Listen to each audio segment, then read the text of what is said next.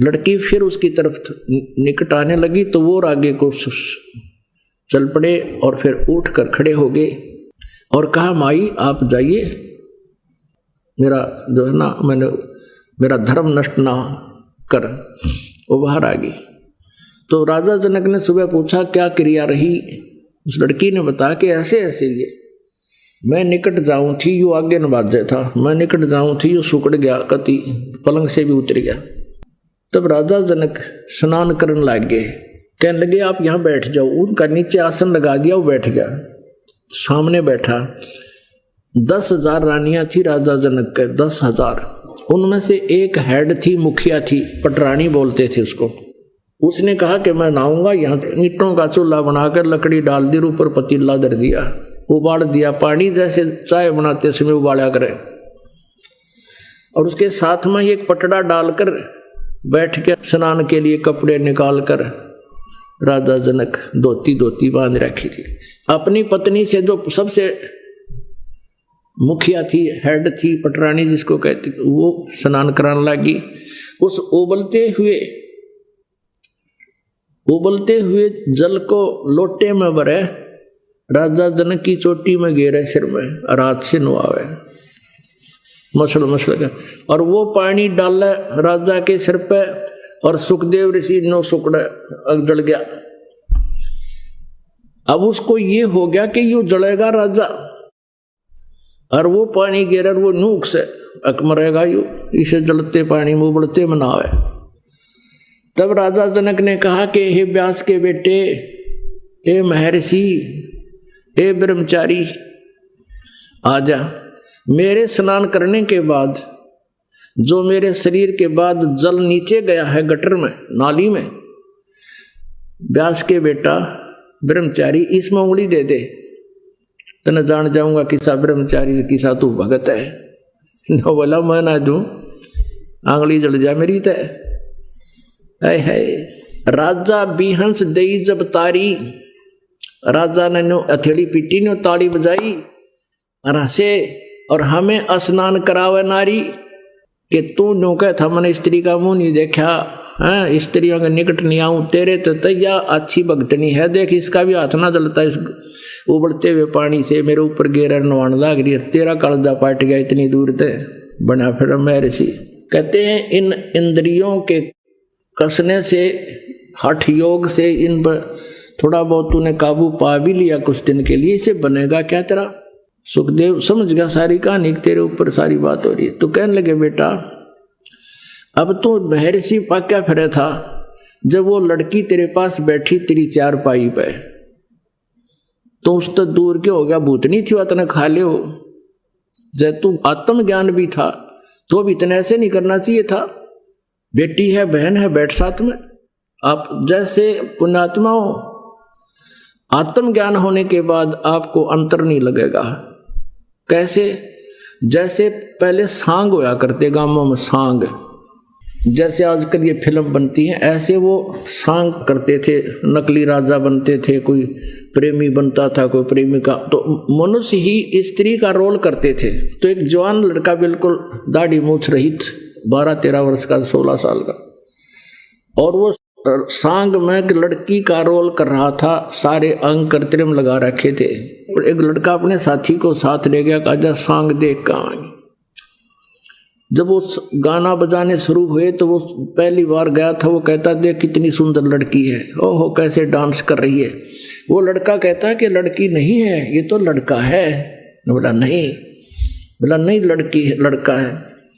तो ना उसका विश्वास नहीं हुआ, क्यों ऐसे ढंग से मेकअप कर रखा था। फिर वो कहीं एक घर में, गांव में, नगर में, चौपाल में रुके हुए थे, धर्मशाला में। तो वो लड़का उसको वहां लेकर गया, उनके पीछे पीछे। सांग समाप्ति के उपरांत उस दिन का जो कार्यक्रम उनका समापन हो गया था। तो वहां जाते उस लड़के ने अपने सारे अंग काट निकाल कर धर दिए, वो लगा रखे थे जो ब्रेजियर वगैरह नकली। वो लड़का का लड़का, तो वो घर है साचे, वो तो लड़का है भाई। अगले दिन फिर गया वो सांग देखने, वो खूब उसी तरह मेकअप कर रखा था। लड़के ने लड़की का रोल था, पर उसका कति मन में नहीं आई लड़की है। तो आत्मज्ञान होने के बाद ये ऊपर कवर 2 डाल रखे हैं, आत्मा अंदर एक जैसी है। तो सुखदेव ऋषि को कहा, जनक जी ने, तेरा ज्ञान तो टट्टूगा नहीं, बात बना फरा ब्रह्मचारी। जब आत्मा के अंदर तुझे ये ज्ञान हो गया कि स्मर मेरे मंत्र क्या है, तो तूने सुकड़न की जरूरत ना थी बच्चा। कान पकड़ लिए उसने, न बोला महाराज इतना ज्ञान था मेरे पास तो फ्यूज हो लिया मत, अब मुझे नाम दे दो, कल्याण हो जाएगा। तो पुण्यात्माओं, अब सुखदेव ऋषि को राजा जनक से उपदेश मिला और फिर वो कहां तक पहुंचा? स्वर्ग में। आगे पाछे नीम तले इनका जितना व्यवहार था। यहां से स्वर्ग में अपनी मलाई खत्म करके फिर नरक के बाद फिर 83 लाख योनियों में, गधे की योनि में, और फिर कभी दाव लगे मनुष्य जीवन का, तो फिर हुआ प्रोसीजर शुरू। तो परमात्मा कबीर साहब कहते हैं, ये भी मान ले, ये भक्ति भी की, गुरु भी बनाए, और फिर भी यही धक्के खाए। तो इसके लिए हमने सतगुरु की आवश्यकता पड़ेगी, और उस सतगुरु के पास वो पूरा प्रोसेस होता है, पूरा ट्रीटमेंट होता है। जैसे पार्वती जी को केवल 5 नाम प्राप्त हुए, उनकी भक्ति शक्ति से उसकी आयु इतनी एक्सटेंड होगी, जब तक भगवान शिव रहेंगे उनकी मृत्यु नहीं होगी। और शिव जी की मृत्यु होगी, इसकी भी मृत्यु होगी, दोनों 84 लाख योनियों में जाएंगे ये भी। अब ये भी गुरु थे, राजा जनक भी गुरु थे, और गुरु बनकर वो उपदेश दीक्षा भी देते थे, जैसे सुखदेव को दिया। फिर वही राजा जनक पहले जन्म त्रेता युग में तो राजा जनक थे। सतयुग के अंदर ये कौन थे? ये राजा अम्बरीश थे, और भक्ति करते थे। राजा अम्बरीश के सामने दुर्वासा जैसे सिद्ध पुरुष भी हार मान कर गए थे। जब ये सतयुग के अंदर भक्ति करते थे, राजा भी थे, और अपने पुनों को स्वर्ग में खत्म करके ये फिर क्या बने? नानक जी के रूप में जन्म हुआ, श्री नानक देव जी के रूप में तलवंडी में। और फिर पहले तो राजा थे, इनके नौकर हजारों नौकर होते थे, और वही आत्मा फिर श्री नानक देव जी के रूप में सुल्तानपुर शहर के एक नवाब के यहाँ स्वयं नौकरी कर रहे थे। उस समय परमेश्वर कबीर देव जी ने अपनी प्यारी आत्मा, उस परम अक्षर ब्रह्म ने, अकाल मूर्त ने, सतपुरुष ने आकर वो आत्मा संभाली, उनको सतलोक सचखंड से परिचित कराया, फिर वापस छोड़ा, और तब सतनाम, ये सारे मंत्र दिए, 5 मंत्र भी दिए, फिर सतनाम दिया, तब उस पुण्यात्मा का मोक्ष हुआ। पहले वो स्वयं गुरु बनकर औरों को ज्ञान देते थे जनक रूप में, और फिर स्वयं भी यहीं भटक रहे थे। समर्थ का शरणा गहो रंग होरी हो, कदे न हो ऐ काज राम रंग होरी हो। अब परमात्मा पूर्ण ब्रह्म की भक्ति करने से, पूर्ण तत्वदर्शी संत प्राप्त हो जाने से ये सभी झंझट मिट जाते हैं। सुखदेव ने 84 भुगती बना पजावे खरवो, तेरी क्या बुनियाद पराणी तू पंडा पंथ पकड़वो। अब सुखदेव जैसे मैं ऋषि वो साधना कर कर कभी ऐसी बिरान माटी हुई गधा बना, अब तेरी क्या बुनियाद पराणी तू पंडा पंथ पकड़वो। कौन सा पंथ, कौन सा मार्ग? वो पूर्ण मोक्ष मार्ग, यानी तत्वदर्शी संत की शरण ग्रहण कर, तब तेरा यहां से पूर्ण रूप से छुटकारा होगा और मोक्ष होगा। और यहाँ के जितने यादगारें हैं, इनमें जाने से केवल उन भगवानों की याद अवश्य आती है कि यहाँ क्या क्या घटना घटी थी, वहां भगवान नहीं है।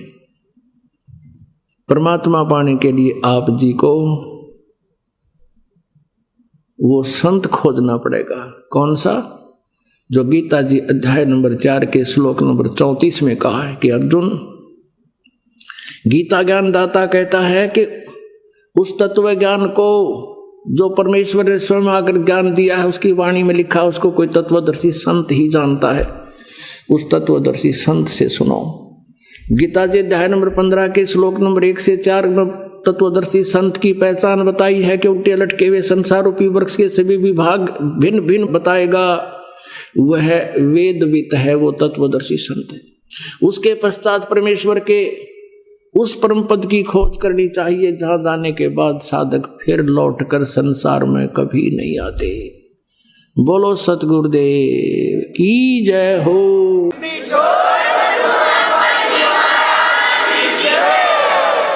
परम पिता परमात्मा पूर्ण ब्रह्म सारी सृष्टि के रचनहार कुल मालिक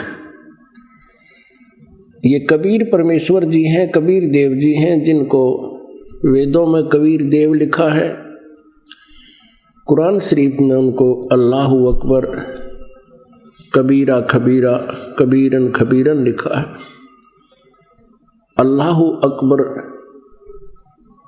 कबीर कहो, अकबर कहो, ये बोलने की और लिखने की अपनी अपनी मातृभाषा के आधार से भिन्नता हो जाती है। जिसको कबीर का अर्थ मुसलमान भाई करते हैं, कबीर मीन बड़ा। तो पवित्र कुरान शरीफ सूरत फुरकानी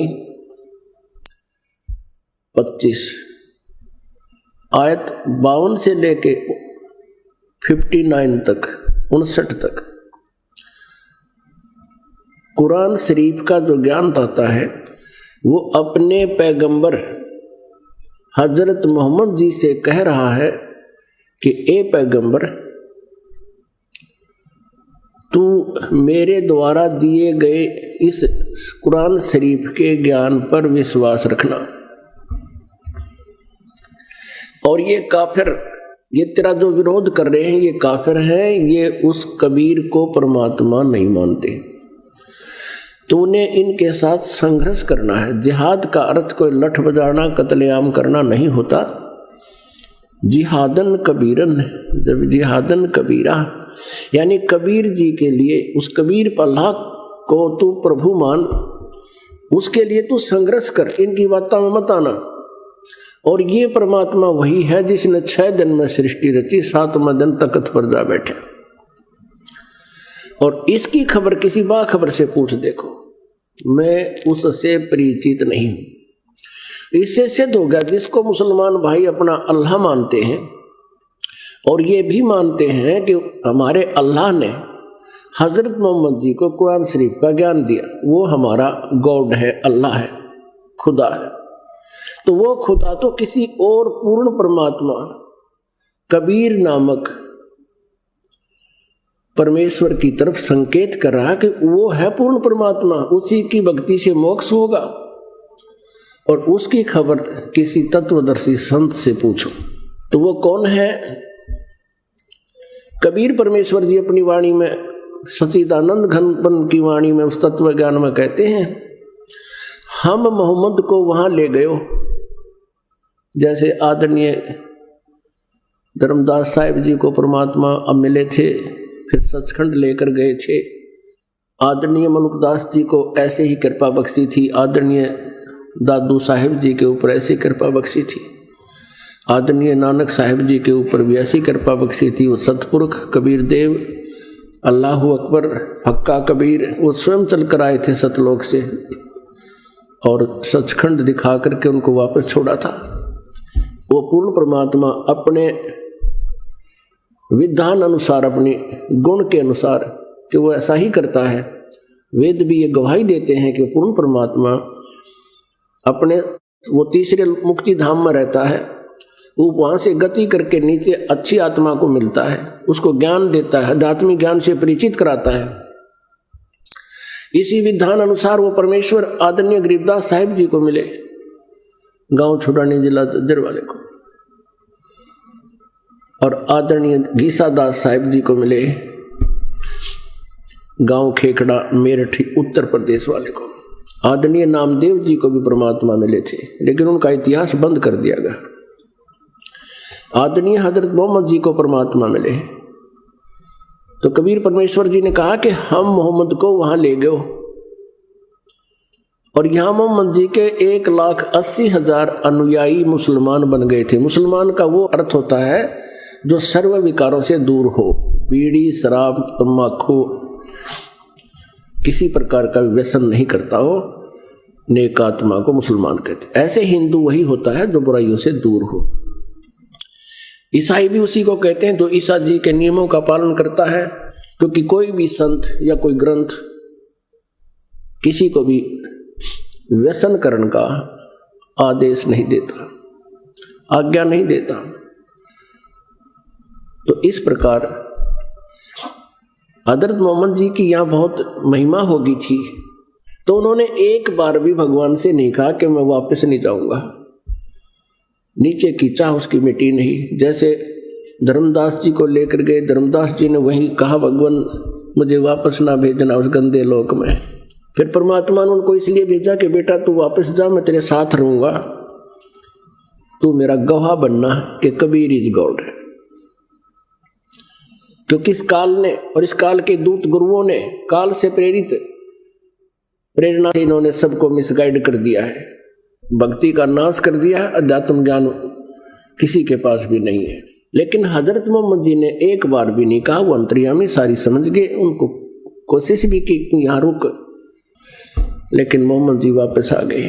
तो कबीर परमेश्वर कहते हैं हम मोहम्मद को वहां ले गए, इच्छा रूपी वहां नहीं रहो, उल्ट मोहम्मद मैल पठाया, गुज बीरज एक कलमा लाया, रोजा बंग नमाज दई रे, बिस्मिल की नहीं बात कही रे।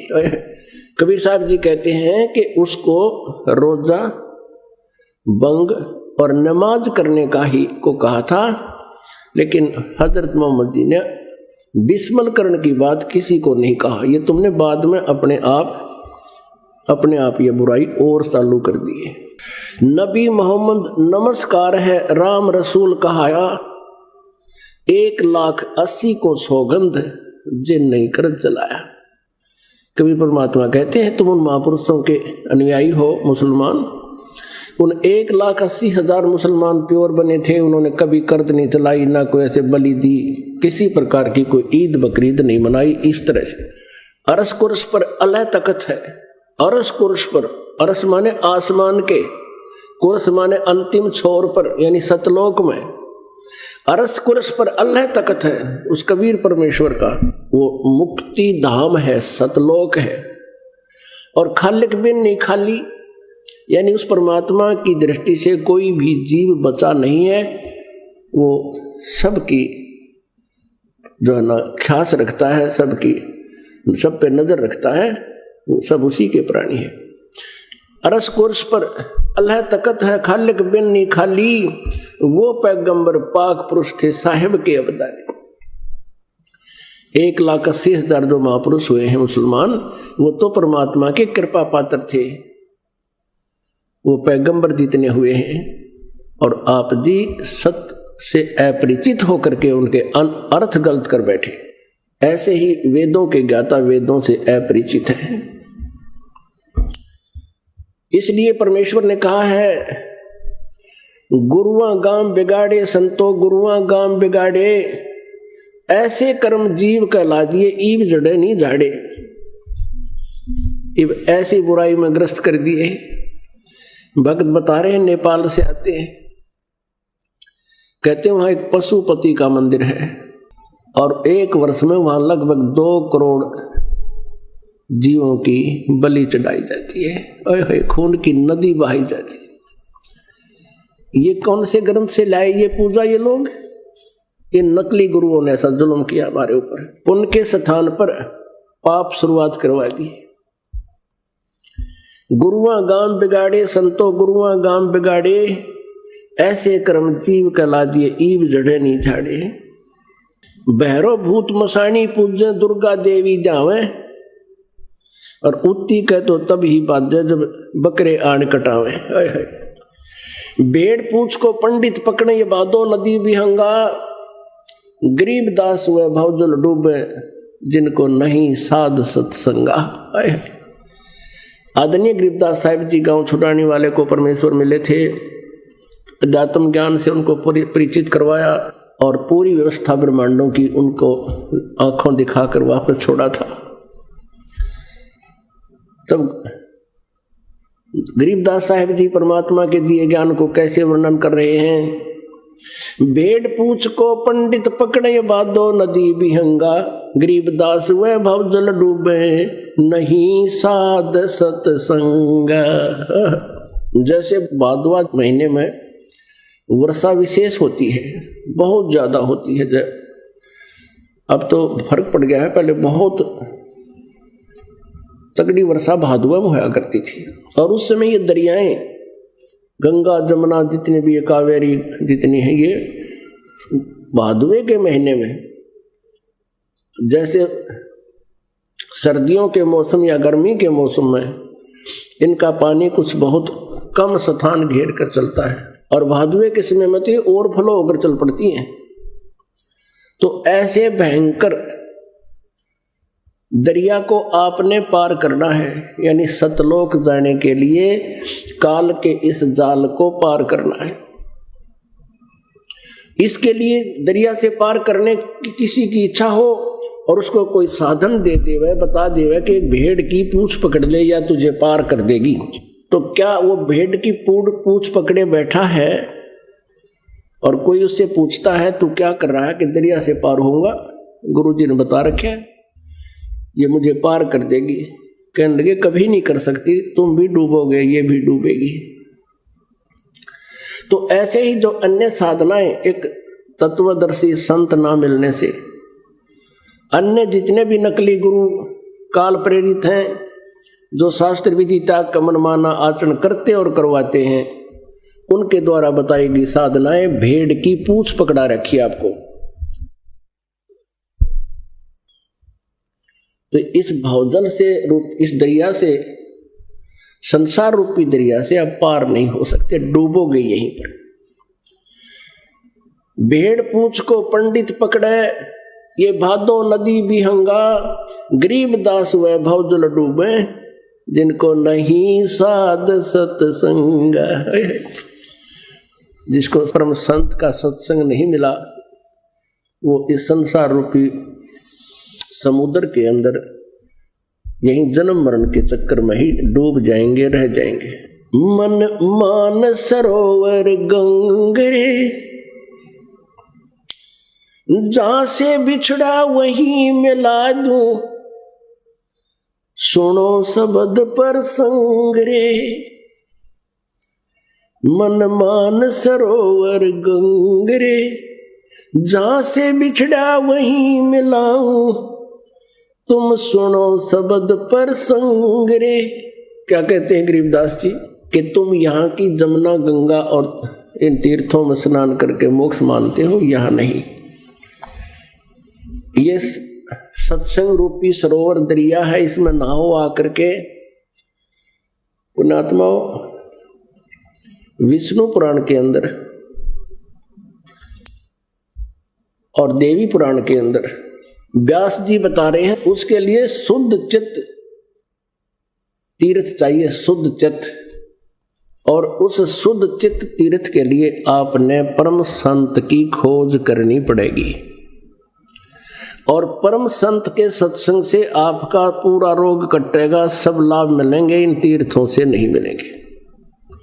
फिर ये भी उन्होंने टिप्पणी की है कि परम संत का मिलना अति दुर्लभ है। जैसे कि श्रद्धालु इन वशिष्ठ जी को और विश्वामित्र जी को परम संत मानते थे, महर्षि मानते थे। इन दोनों का आपस में युद्ध हो गया, इन दोनों का बहुत झगड़ा हुआ। विश्वामित्र ने वशिष्ठ मुनि के 100 पुत्रों की हत्या कर दी। तो उनका लास्ट में उसने फैसला ये कर दिया कि वो तत्वदर्शी संत मिला तो वो शुद्ध चित्त तीर्थ से ही सभी पापों का नाश हो सकता है। पुण्यात्माओं, श्रीमद् भगवत गीता अध्याय नंबर 7 के श्लोक नंबर 12 से लेकर 15 तक गीता ज्ञानदाता कहता है तीनों गुण रजगुण ब्रह्मा सदगुण विष्णु तमगुण शिव जी की पूजा तक जो सीमित है वो मोक्ष प्राप्ति नहीं कर सकते।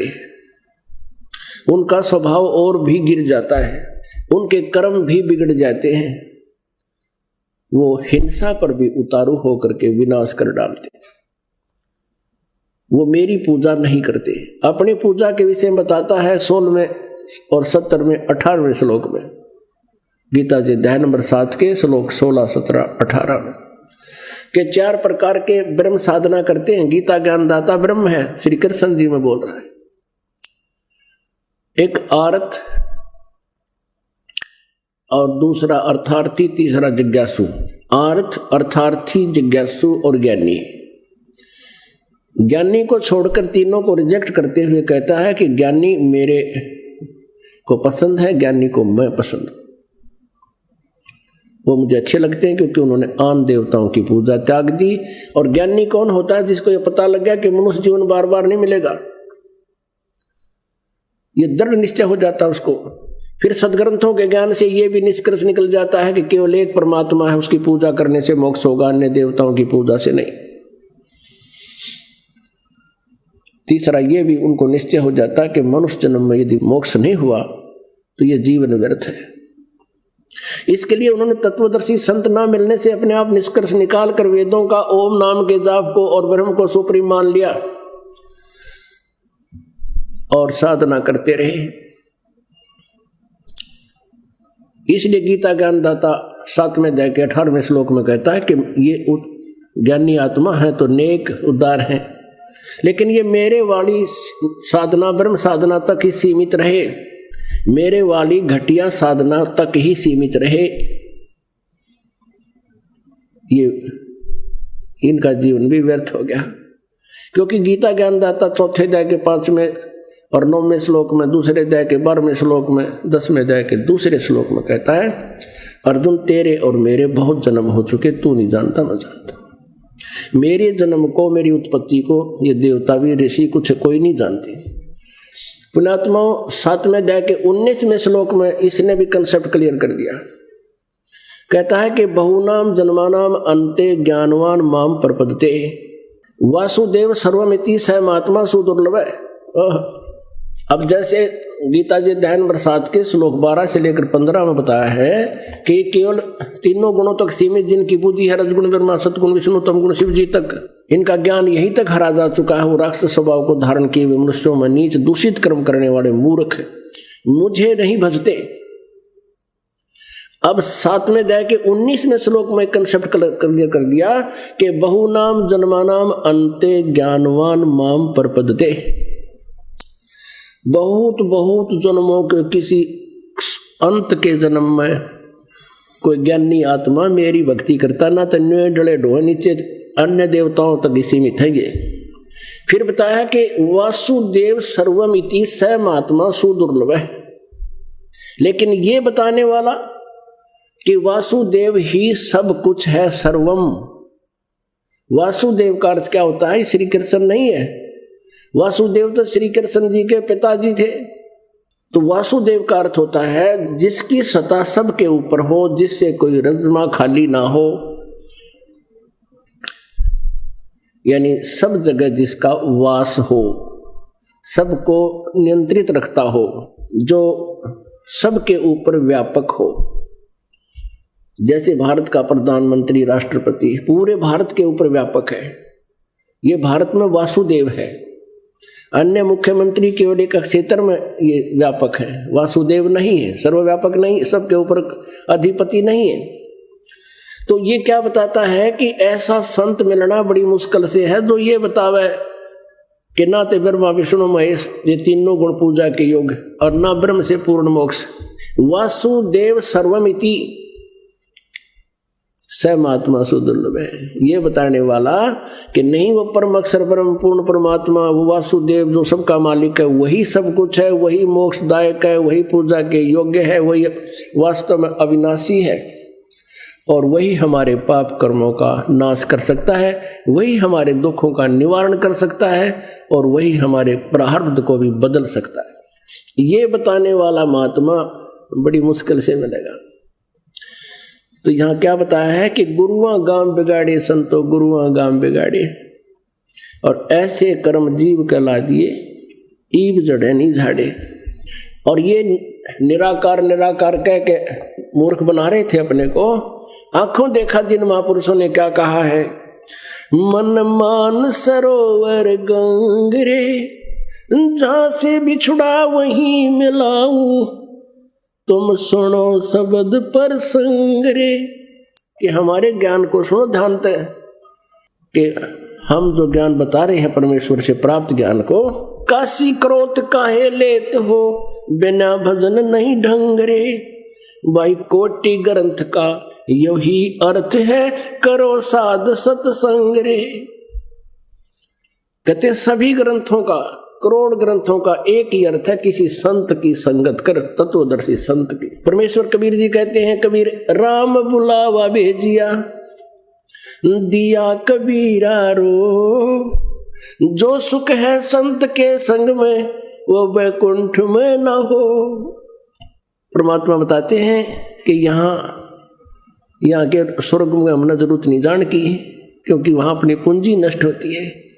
अपनी महिमा पर बताते हैं कि तुम ऐसा भाव रखना, यदि यहाँ का राम तुम्हें लेने आवे, चलो तुम स्वर्ग में, कहते नहीं, मना कर देना। उससे तो यहाँ संत के साथ रहने में जो तुझे सुख है कहीं पर नहीं है। आप पुण्यात्मा, जैसे आप यहाँ से बाहर जाते हो, वही मान बढ़ाई ईर्षा घर घर में आग लाग रही है। इससे भी ज्यादा ऊपर के लोकों में ऐसे ही देव हैं, ऊपर नीचे एक से ऊपर ऐसे। और जब आप यहाँ आते हो, क्योंकि आप एक प्रारंभ में जो भक्त यहाँ आते हैं तो उसमें संसारिक गुण ज्यादा होते हैं, धीरे धीरे सेट हो जाता आता है यहाँ पर। तो यहाँ पुण्यात्माओं जानबूझ कर कोई पंगा पावा तो उसकी नालायकी है ना। यहाँ सबको एक जैसा बैठने को, एक जैसा खाने को, कोई भेदभाव नहीं। तो यहाँ राग द्वेष आप पे ना हुए, राग द्वेष तो नहीं हुआ। अगर यूं हलवा खा और मेरे मन में मिले मखाने ओनली, तो वहां द्वेष बन सकता है। तो ऐसे वहां फिर सतलोक में ऐसा ही है। कहते हैं काशी, देखो पुण्यात्मा परमात्मा पाने के लिए श्रद्धालुओं ने अपना जीवन न्यौछावर कर दिया। काशी के अंदर ही नकली गुरुओं ने, इन जालिमों ने क्या किया, एक क्रोत लगा दिया मानस काटने का, मनुष्य काटने का, आरा लगा दिया, कसाई बना शुरू कर दिया। कारण क्या था? क्योंकि आत्मा जब से भगवान से बिछड़ी है उसी समय उसकी खोज में लगी है। काल ने फिर इसे गुमराह कर दिया, ब्लैकमेल कर दिया और मिसगाइडेड कर दिया। पूर्ण रूप से इसने नामो निशान मिटा दिया पूर्ण परमात्मा का। नकली गुरुओं के माध्यम से अपने ही पुत्रों ब्रह्मा विष्णु महेश तक सीमित रख दिया सभी को, लेकिन आत्मा के परमात्मा की चाह गई नहीं। तो क्या हुआ, जैसे काशी के पंडितों ने, गुरुओं ने एक धारणा पैदा कर दी समाज में कि जो काशी में मरता है वो स्वर्ग जाता है और जो मगर मरता है वो नरक जाता है। परमेश्वर कबीर जी कहा करते थे, भाई सच्ची सत भक्ति करने वाला और हमसे उपदेश लेकर साधना करने वाला काशी मरो चाहे मगर, वो सीधा सतलोक जाएगा, स्वर्ग से भी ऊपर जाएगा। ऐसे ही पुण्यात्माओं, अच्छे कर्म करने वाला कहीं मृत्यु को प्राप्त हो, चाहे मगर हो चाहे काशी में, वो अपने अच्छे स्थान पर जाएगा। और पाप करने वाला पापी, चाहे मगर मरो चाहे काशी, सीधा वो नरक में जासी। तो यहाँ परमात्मा तो ऐसा कहा करते थे, लेकिन कबीर जी के ऊपर किसी ने विश्वास हुआ नहीं। इन नकलियों का रंगना चढ़ रहा था। तो सभी अपने अपने पूर्वजों को वहां काशी में रखने लगे, काशी ले जाके। तो वो गुरु प्रत्येक के होते ही थे। तो उन गुरुओं ने सोचा भी ये अलग से किराए पर रह कर धर्मशालाओं में रहेंगे, क्यों ना हम इनके बुजुर्ग बुढ़ों को अपने घर पर रख लें। तो उन गुरुओं ने कहा कि भाई तुम ऐसा करो, हमें पैसे दे दो इनके खर्चे का, और हम ये हमारे पास रहे रहेंगे, इनको कथा सुनाते रहेंगे। जब इनकी मृत्यु होगी सीधे स्वर्ग जाएंगे, काशी में वर्ण तय। तो श्रद्धालुओं ने सोचा भी माँ बाप ने सारी उम्र हमारे लिए न्यौछावर रहे, बहुत कुछ किया, हम क्या इतना नहीं कर सकते, 10-5 वर्ष के जीवेंगे ये। तो उन पेट भरों को भी देते किराया अलग से, वो 10 रुपये खर्च होते तो 20 देते उनको। तो वहां भीड़ लगी, प्रत्येक गुरु के घर में 20-20 बूढ़े हो गए। और बूढ़ा देख कर ना उठा बुढ़ापे में, वो उठने का मतलब है उसकी सेवा। कभी कोई तकलीफ है, कोई बीमारी है, कोई हारी है, कभी उठाना है, कभी बिठाना है, नहाना है, कपड़े पहनाने। तो उन्होंने मुसीबत मोल ले ली, फिर उनके लिए जान का झाड़ बन गई। फिर उन्होंने क्या किया, एक मीटिंग करी उन नकली गुरुओं ने, कैसा करते हैं। उन्होंने प्रोपगंडा फैला दिया एक कि अभी भगवान की तरफ से एक क्रोध आवे ऊपर तय स्वर्ग तय, और जो जल्दी जाना चाहता स्वर्ग में वो क्रोध आता भगवान की तरफ से, वो केवल उसी की गर्दन काटता है जिसका आदेश ऊपर से होता है। वो क्या कर रखा था उन्होंने, एक आरत सी बना के छोटी ईंटों, पक्की ईंटों की, और उसमें बीच में ऐसे खाली स्थान सा छोड़ रखा था, सुराख सा। और क्रोध को पीछे रस्सों से हैंडल करते थे, लंबे पुली सी बनाकर, और गंगा के किनारे पर ला दिया। अब सब ने ये सोची, भाई पिताजी वो बूढ़े कहने लगे बेटा हमने मरना तो है ही, और नो कहे 50 रुपये में जो है ना 50 रुपये टैक्स फीस रख दी उसकी, और ऊपर से स्वर्ग से क्रोध आता है और हमारा कल्याण कर जाता है, बेटा दया कर दो। बच्चा ने सोची मैं माता पिता चाहते हैं तो हम ये भी कर देते हैं, वो भी शुरू कर दिया। अब वहाँ घेर के 3-4 बुढ़िया ने इकट्ठे, और ऊपर तो क्रोध छोड़ के गणे थे, वो काटने भी थे सारे। उन्होंने ऊपर तो दूर से करते, भाई हे भगवान आपकी आत्मा हो तो स्वीकार करियो। वो उधर से हैंडल वो घुमाते, फिर दूर उनकी आवाज सुनकर गुप्त, तो उनमें देखा था बुढ़ा बच जाता ना कटता हो, क्योंकि ईसा उनका सिस्टम था, 1-2 कट जाता। तो वो रोता बैठ के, अरे मेरा नंबर नहीं आया, और दूनी उत्सुकता होगी। तो हमने ये भी करना शुरू कर दिया, भगवान मिल जाए किसी तरह। लेकिन पुण्यात्माओं, परमात्मा तो उसके बताए विधान अनुसार ही मिलेगा, और वो विधान कहाँ है, वेदों और गीता जी में, और सूक्ष्म वेद कबीर जी की वाणी में। तो क्या बताते हैं, काशी क्रोध काहे लेत हो, बिना भजन नहीं डंगरे, और कोट ग्रंथ का यही अर्थ है, करो साध सत्संग रे।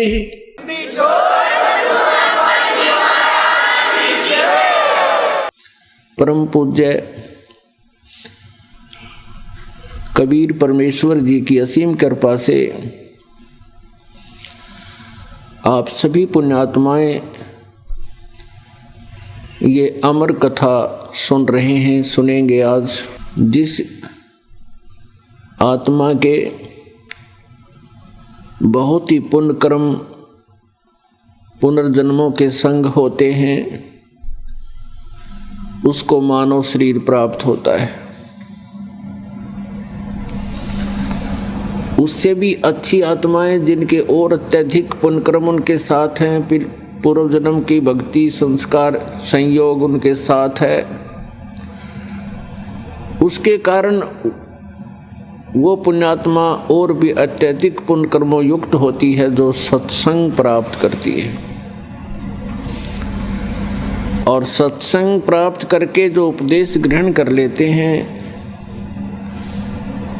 उनके पिछले पुण्यों का कोई एस्टीमेट नहीं लगाया जा सकता, वो कितनी अच्छी आत्माएं।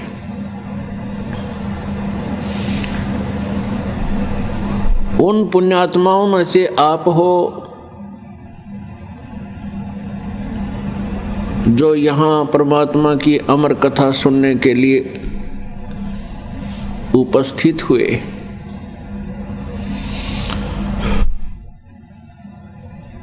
सत्संग में आने से प्राणी को अपने मनुष्य जीवन के उद्देश्य का ज्ञान होता है। जब तक ये प्राणी सत्संग में नहीं आता, इसको मनुष्य जीवन के लक्ष्य का ज्ञान नहीं होता।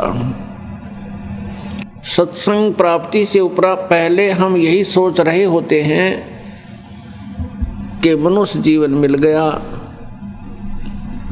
फिर विवाह हो गया, संतान की इच्छा हुई, संतान होगी, संतान की परवरिश कर दी, इनका विवाह शादी हो जावे, वो भी हो गया। फिर इच्छा होती है कि भगवान इनको संतान दे, और जब संतान हो जाती है तो फिर हम सोच लेते हैं कि हमारा जीवन सफल हो गया, हमारा कर्तव्य पूरा हुआ। पुण्यात्माओं, सत्संग में आने से ज्ञान होता है कि न तो आपका जीवन सफल हुआ और न ही आपका कर्तव्य पूरा हुआ। ये तो केवल वही पूरा हुआ जो होना था, आपके जो प्रारब्ध के अंदर था वही फला फूला। और इस मनुष्य जीवन से जो भविष्य के लिए आपने तैयारी करनी थी, वो तो आपको पता भी नहीं लगा और आपने स्टार्ट भी नहीं किया।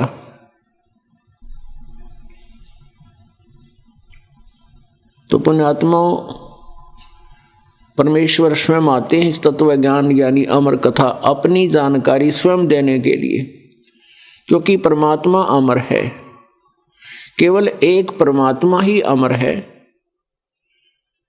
और सभी जीव आत्माएं जो यहाँ किस ब्रह्मांड में है ये नाशवान है।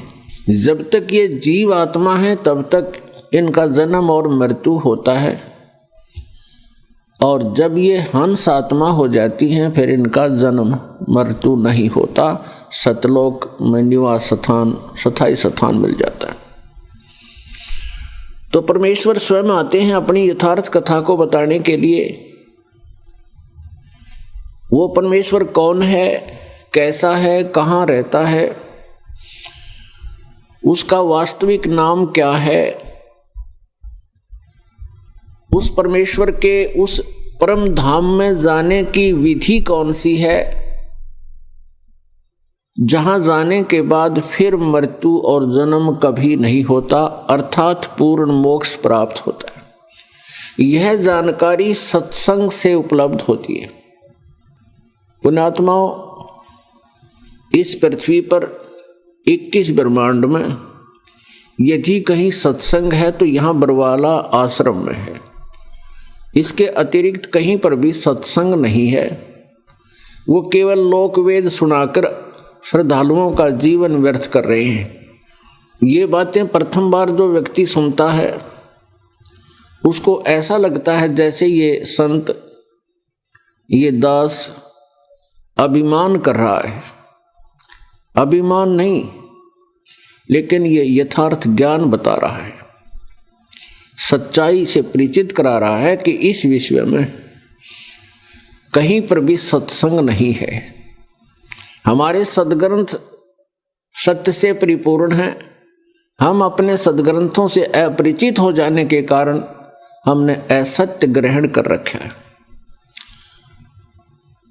उस सत्संग को आपके समक्ष, सदग्रंथों के सत्य को आपके रूबरू कराने के लिए ये सब व्यवस्था की जा रही है। यदि हमने अपने सदग्रंथों को ठीक से जाना होता तो ये अज्ञान नहीं होता पृथ्वी पर।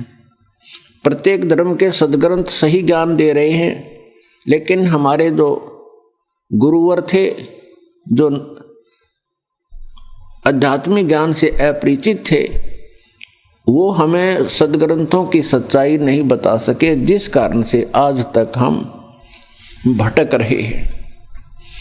श्रीमद् भगवत गीता अध्याय नंबर 18 के श्लोक नंबर 62 में कहा कि अर्जुन, तू सर्वभाव से उस परमेश्वर की शरण में जा जिसकी कृपा से तू परम शांति को और सनातन परम धाम को प्राप्त होगा। इस श्रीमद् भगवत गीता जी के इस 18वें अध्याय के 62वें श्लोक से एक तो हमें ये ज्ञान हुआ कि गीता ज्ञान दाता से कोई अन्य परमात्मा है, परमेश्वर है, क्योंकि गीता ज्ञानदाता स्वयं कह रहा है कि अर्जुन, तू सर्वभाव से, सर्वभाव का अर्थ है कि अन्य किसी भी देव में, भगवान में आस्था ना रख के एक परमात्मा पूर्ण ब्रह्म परमेश्वर में ही आश्रित होकर उसकी शरण में जा। उसकी कृपा से तो परम शांति को और सनातन परम धाम को प्राप्त होगा। गीता ज्ञान दाता से अन्य कोई परमेश्वर है जिसकी शरण में जाने के लिए गीता ज्ञान दाता स्वयं कह रहा है। और इसमें यह भी स्पष्ट कर दिया कि उसकी शरण से ही आपको परम शांति प्राप्त होगी। और तीसरा यह है कि वो सनातन परम धाम प्राप्त होगा। सनातन यानी शाश्वतम स्थानम, वह स्थान जो कभी विनाश को प्राप्त ना हो, सदा रहे, जिसका कभी अंत ना हो, यानी अमर लोक, जिसे हम सतलोक कहते हैं। गीता ज्ञान दाता श्रीमद् भगवत गीता अध्याय नंबर 4 के श्लोक नंबर 5 और 9 में, गीता अध्याय 2 के श्लोक नंबर 12 में, गीता अध्याय नंबर 10 के श्लोक नंबर 2 में गीता ज्ञान दाता स्पष्ट कर रहा है कि अर्जुन, तेरे और मेरे बहुत जन्म हो चुके हैं, तू नहीं जानता, मैं जानता हूं। आइए अब हम उन श्रद्धालुओं के अनुभव जानते हैं जो जगत गुरु तत्वदर्शी संत रामपाल जी महाराज जी से दीक्षा प्राप्त कर चुके हैं तथा उनके द्वारा बताए गए भक्ति मार्ग पर चल रहे हैं। नमस्कार सर। नमस्ते सर।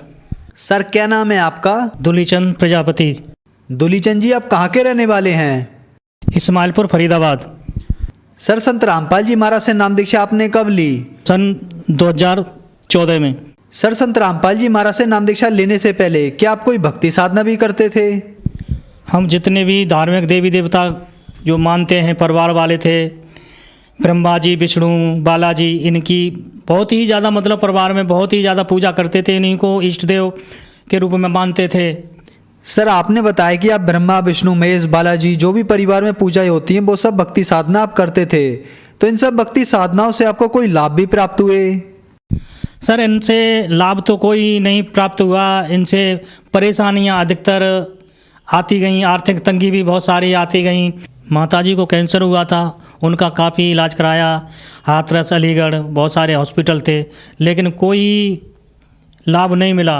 आखिरकार 3-4 महीने में डॉक्टर ने जवाब दे दिया और वो दुनिया से चली गई।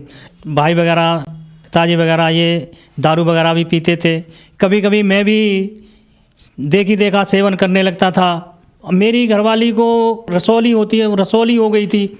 उसका कभी ये कहें इसका वहाँ भेंट चढ़वा दो, रसौली कट जाएगी, ये हो जाएगा, और ऐसे ही कट जाएगी। लेकिन भगत जी कोई आर्थिक लाभ और बीमारी में कोई मतलब फ़ायदा नहीं हुआ इन देवी देवताओं की भक्ति करते करते। सर, आपने बताया कि आप जो भक्ति साधनाएं करते थे उनसे आपको कोई लाभ नहीं मिला, आपकी आर्थिक स्थिति खराब होती चली गई, आपकी माताजी को कैंसर हो गया, आपकी पत्नी को रसौली की समस्या हो गई, तो फिर संत रामपाल जी महाराज की शरण में आप कैसे आए? सर जी, हमारे साले का लड़के हैं, वो 3-4 महीने पहले संत रामपाल जी महाराज जी से ज्ञान दीक्षा ले रखी थी। एक दिन हमारे साले साहब के लड़के गौरव भगत जी मेरे पास यादराम भगत जी को लेकर के कैंटीन पे पहुँचे और मेरे से ज्ञान चर्चा कुछ की संत रामपाल जी महाराज के बारे में। थोड़ा एक ज्ञान गंगा पुस्तक दी उन्होंने मेरे को, तो वो ज्ञान गंगा पुस्तक मैंने अपने पास रख ली। भगत जी में कैंटीन पे उसको लेके नौकर अपना काम करते रहते थे, मैं उस पुस्तक को लेकर के बैठ जाता, पढ़ता रहा। और मैं कुछ दिन बाद मैंने भगत जी से कहा, आप मुझे बरवाला आश्रम ले चलो और मुझे ज्ञान दीक्षा दिला दो। फिर मेरे को वो लेके गए। फिर मैंने बरवाला में जाकर के नाम दीक्षा ली संत रामपाल जी महाराज से और उनसे आशीर्वाद प्राप्त किया।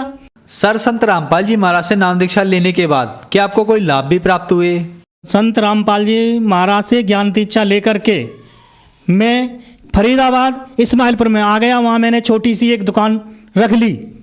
दुकान रखने के बाद फिर भी कुछ परिस्थितियाँ मेरी मतलब बिगड़ने लगीं, ज़्यादा ही स्थिति खराब हो गई। मैंने अपने भक्त भाइयों से कहा भगत जी ऐसा करो, मेरे पास कर्जा ज़्यादा हो गया है, ये मेरा पहले 2 साल पहले 7 लाख का मकान बिक रहा था, आप जो देना चाहें वो मेरे को 5 लाख ही आप दे दो, मैं उसको आपको दे दूंगा, लेकिन मैं कर्जे से मुक्ति मिल जाएगी। तो मैंने संत रामपाल जी महाराज से अरदास लगाया। संत रामपाल जी महाराज की कृपा से जो मकान में बेचने जा रहा था उन्होंने नहीं बिकने दिया, और आज उन्होंने उस मकान को मालिक ने, संत रामपाल जी महाराज ने 2 मंजिल बनवा दिया, और सारा कर्जा कैसे कहाँ से उन्होंने एडजस्ट करवा दिया। और गांव में मेरे पिताजी के नाम पर 2.5 लाख रुपए लोन ले रखा था। हम 2 भाइयों ने 1.5 लाख मैंने लिया था, 50,000 मेरे छोटे भाई ने लिया था।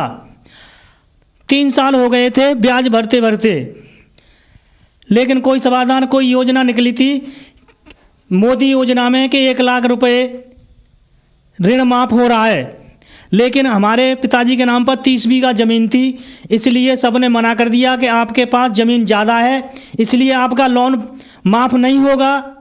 तो हम पिताजी और भाई वगैरह वकीलों के पास भी गए, तहसीलदार के पास गए कि भाई ऐसा कुछ नहीं हो सकता है, ये लोन आपको मैं ब्याज के भरना पड़ेगा। कुछ दिन बाद मैं गांव गया और मैंने भाई से कहा कि भाई लोन के बारे में 1 लाख रुपए माफ़ हो रहा है या नहीं हो रहा। भाई बोला पिता कि मैं सब जगह घूम लिए, मीटिंग भी हो ली यहाँ ये सारी सबकी बैठ करके, तो सबने मना कर दिया कि लोन माफ़ नहीं होगा। तो मैंने कहा भाई तू अपनी जो भी पिताजी की पासबुक है लोन वाली उसे मुझे दिखाना। मैंने उस पासबुक को अपने हाथ में लिया तो मैं क्या देखता हूँ, संत रामपाल जी महाराज की कृपा से उसमें स्पष्ट लिखा हुआ था कि आपका 1 लाख रुपए लोन माफ़, और आपको कुछ भरना नहीं है, ये इसे 1 लाख रुपया माफ़ है आपका। मैंने भाई से कहा कि भाई देख इसमें तो 1 लाख रुपए माफ़ लिख रहा है, तुम कहते हो कि हम तो सब जगह घूमे आए और माफ़ नहीं हो रहा है, ये कहाँ से हो गया। मैंने कहा मैं अब जाता हूँ दिल्ली, तुम सुबह जा कर के इसका पता करके मुझे बताना। तो भाई बैंक गया और वहाँ देखा तो 1 लाख रुपए उसमें माफ़ था, 1,60,000 रुपये टोटल उसमें बचा हुआ था। उसके बाद 1 लाख माफ़ करने के बाद जो माफ़ किया था फिर दोबारा से 1 लाख रुपए उसमें और भेज दिया।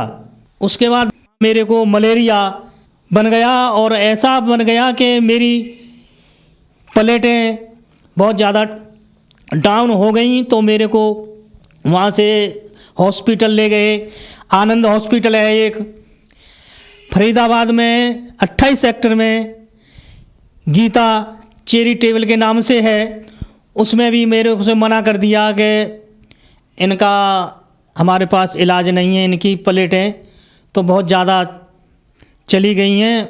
और कहीं दूसरी जगह फिर उन्होंने एम्स के लिए रेफ़र कर दिया। मुझे एम्स में ले जाया गया, वहाँ मेरा चेकअप हुआ तो उसमें मेरी 6,000 प्लेटें मात्र रह गई थीं। डॉक्टर ने कहा कि ये तो 6,000 प्लेट मरे हुए व्यक्ति की होती हैं और ये तो व्यक्ति मर चुका है, लेकिन ये श्वासें कैसे चल रही हैं ये हम नहीं कह सकते। हम आपको यहाँ से डिस्चार्ज करते हैं, आप इनको कहीं भी लेके जा सकते हैं। उसके बाद हमने संत रामपाल जी महाराज से अरदास लगाई और कहा कि हे मालिक आप ही हो जो भी हो। और मेरी पत्नी शकुंतला, पुत्र नरेश मेरे को बोले चलो कोई बात नहीं है, सफदरगंज हॉस्पिटल ले चलते हैं, वहाँ और चेक करा लेते हैं, एंड में तो घर पे जाना ही जाना है। तो वहाँ लेके गए तो मैंने अपने लड़का मेरा रोने लगा, बख्तबजी रोने लगी और रिश्तेदार वहाँ सारे इकट्ठे हो गए।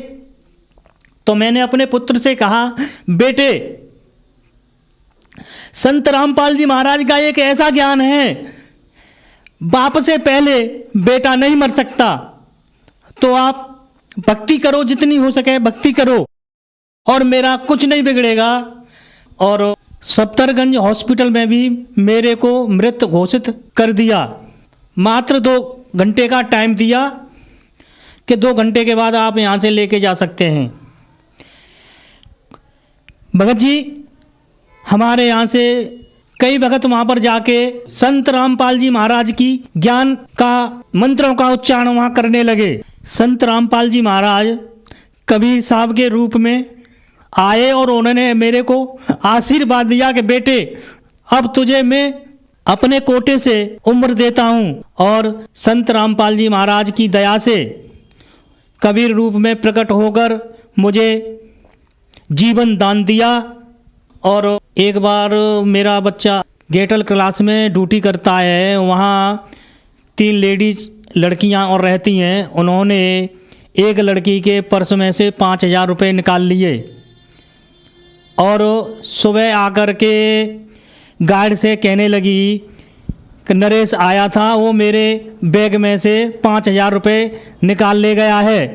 गार्ड बोला नरेश तो आज आया भी नहीं है, नरेश कहाँ से पैसे आपके निकाल ले गया।